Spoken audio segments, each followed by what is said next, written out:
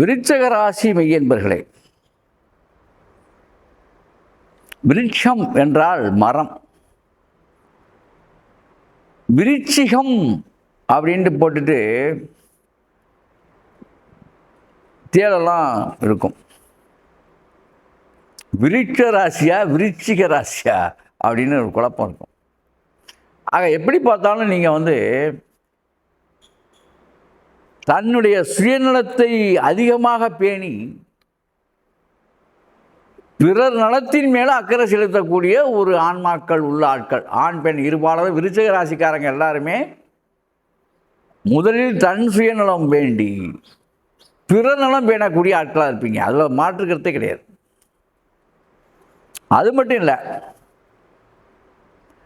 சமயோசிதமாக அனுசரித்து போகக்கூடிய ஆட்கள் நீங்கள்.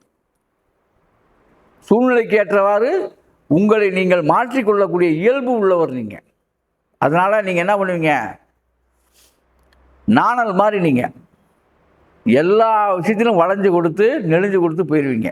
அப்படிப்பட்ட விவரமான அதான் விவரமான ஆசாமின்னு சொல்கிறாங்க பார்த்தீங்களா, அது நீங்கள் தான்.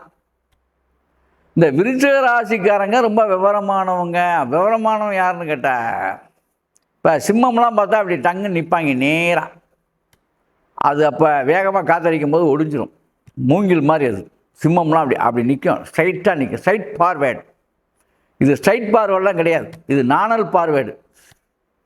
வளையும், சூழ்நிலைக்கு தக்கவாறு திரும்பிக்கும், தன்னை மாற்றிக்கும்.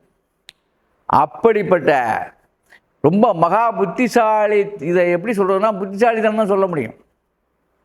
உங்களுக்குன்னு கொள்கை கோட்பாடுகள்லாம் ஒன்றும் கிடையாது. சூழ்நிலைக்கு தக்கவாறு உங்களை நீங்கள் உருமாற்றிக்கொள்ளக்கூடிய திறமையான ஆட்கள், இந்த கலியுகத்துக்கு தகுந்த ஆட்கள் விருச்சிக ராசிக்காரங்க. அதில் ஒன்றும் மாற்றுக்கிறதே கிடையாது. உங்களுக்கு இந்த வருஷம் 8ல் குரு. உங்களுக்கு 8ல் குரு பிரச்சனை. 8ஆம் இடங்கிறது மறைவிட ஸ்தானம். சில பேர்த்துக்கு மறைவிடங்களில் ஏதேனும் நோய்கள் இருந்தால் அதை கிளறி மீண்டும் சரியாகும். விருச்சிக ராசி மெய்யன்பர்களுக்கெல்லாம் அந்த சக்கரை வியாதி அந்த மாதிரி விஷயம் இருந்து தன்னுடைய ஆண்குறி பெண்குறிகளில் பிராபலங்கள் இருந்தால் கூட சரியாகும். இப்போ நீங்கள் மருந்து எடுத்தா, ஏன்னா குரு அங்கே உட்காந்துருக்கார், 8ஆம் வீட்டுக்கு குரு போயிட்டார். அப்போ மறைவிடமாக வெளியே தெரியாத பிரச்சனைகள்லாம் பூதகரமாகி ஒன்றும் இல்லாமல் போயிடும். புரியுதா? இதெல்லாம் விருச்சிக ராசிக்காரங்களுக்கு நடப்பு சாத்தியம். வெளியே தெரியாமல் ரகசியங்களை வச்சுருப்பீங்களா, அதெல்லாம் உடைஞ்சிடும். பயப்படாதீங்க, அப்புறம் ஒன்றும் இல்லாமல் அது போயிடும். ஏன்னா நல்லவர் குரு அங்கே 8ல் இருக்கிறனால எல்லாத்தையும் வெளியே கொண்டு பஞ்சாயத்து பண்ணி விட்டு லைனை கிளியர் பண்ணி விட்டுருவார். நீங்கள் ஐயோ எப்படா சொல்கிறதுன்னு தவிப்பீங்களா, அதெல்லாம் அவரே சொல்லி விட்டுருவார். வாடாங்க பார்த்துக்கலாம் அப்படின்னு சொல்லி எல்லாம் பண்ணிவிட்டார். கொஞ்சம் வெக்கப்படுற மாதிரி துக்கப்படுற மாதிரி இருக்குமே தவிர விசனப்படுற மாதிரி விஷயங்கள் இல்லை. புரியுதா? அப்போ ஒரு நல்ல விஷயம்னா ஒரு வகையில் நல்லது தான் நடக்குது. யாருக்கு? விருச்சிக ராசிக்காரங்களுக்கு. சனி இப்போ எங்கன்னு கேட்டால் 5ஆம் வீட்டில் அமர்ந்து 3 நாளுக்குடையவராக இருந்து சுகலாபாதிபதியானவர் பஞ்சம பாக்கியத்தில் உட்காந்துட்டார். சனி தான் உங்களுக்கு எல்லாமே செய்யணும், அதுதான் உண்மை. அப்போ 4ஆம் வீட்டில் ராகு இருக்கிறது தப்பு. அப்போ வயிற்றில் உங்களுக்கு பிரச்சனை வர்றதுக்கான வாய்ப்பு இருக்குது.